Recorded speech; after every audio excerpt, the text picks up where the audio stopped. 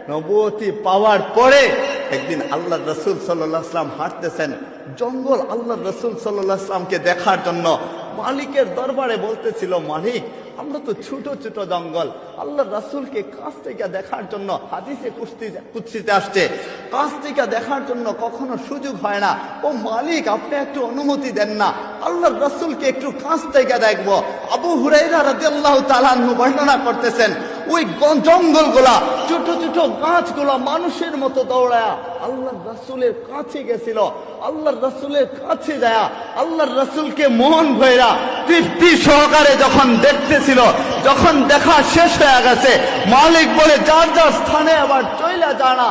ওই জঙ্গলগুলা, ওই ছোট ছোট গাছগুলা, ছোট ছোট জঙ্গলগুলা যেভাবে মানুষের মতো আসছিল, আল্লাহ রাসূলকে তৃপ্তি সহকারে দেখে আবার মানুষের মতো দৌড়ায় দৌড়ায় যাচ্ছিল।